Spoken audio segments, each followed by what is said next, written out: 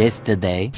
Welcome back to my YouTube channel again. This is Ralph731. So, inalis ko na po itong kalkal pulley. Ayan. Sa mga hindi pa po pala naka-subscribe sa aking YouTube channel, pakiclick naman po ang subscribe button at ang notification bell. Ito po inalis kong kalkal pulley. Ayan. Naka-degree po yan. So, mag-upgrade tayo.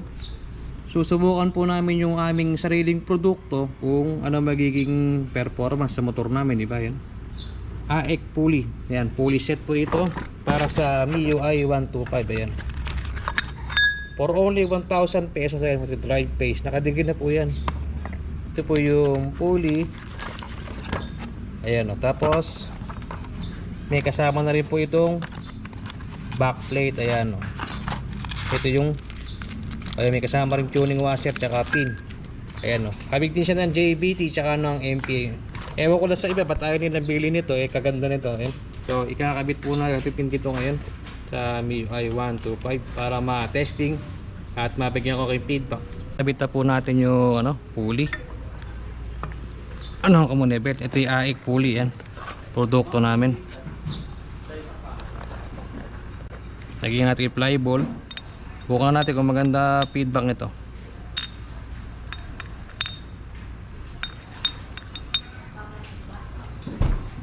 Maganda sipat muna tayo sa monitor baka lihis yung okay, ito yung kanyang backplate. Lagyan natin itong backplate. Yan, may tuning washer na kasama. Bukan natin.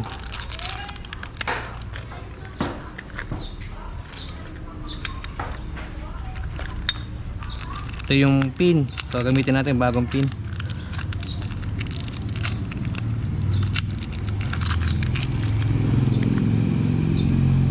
Tusok muna natin to. Itong pulley.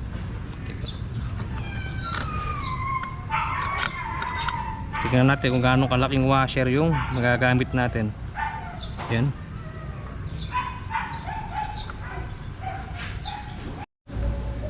Ito yung pulley, problema wala pala tayong kakawitan ng white tool yan. So medyo mahigpit to. Ano natin, hindi pa sumasakit yung drive pace Ay, balikan ko kayo.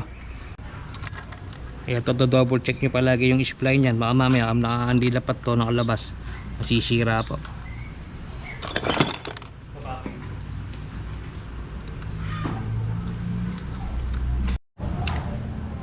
So proper tools po tayo. Gagamitin natin ng torque wrench. Ito, hahanap po tayo na pwede pagtukutan. Kung maikakawit yung white tool, pwede.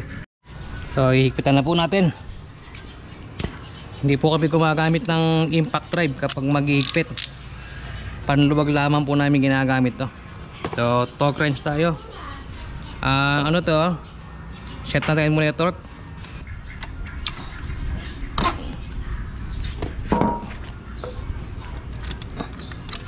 Ito ng problema rito, walang tukudan ng white tool wala sa drive pace.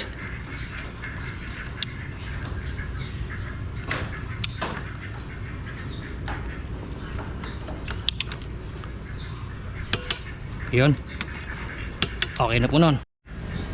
So ito, nakikapit na po natin yung AEC pulley. Problema rito sa drive pace, wala pong para dito sa white tool. So nagtukodan na po tayo sa likuran nito. Tinukodan ko ron para ma-torque wrench natin. Hindi po kasi kami naghihigpit nito gamit yung impact drive. Ayan.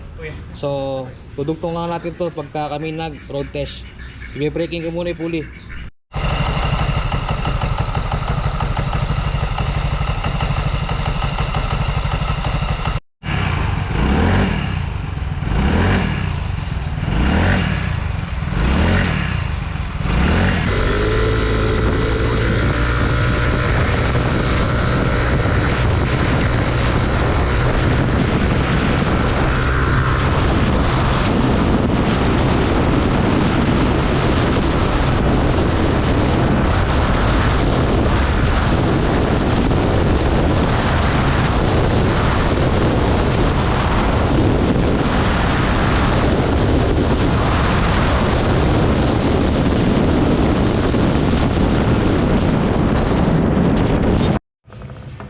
yan, ito po yung update sa AEK pulley.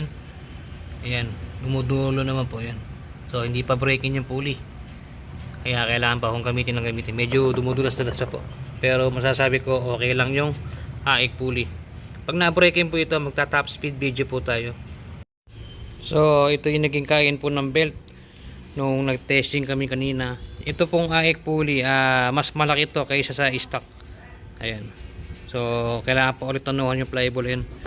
Medyo kumakapit naman yung belt. Kanina na dumudulas po. The next day.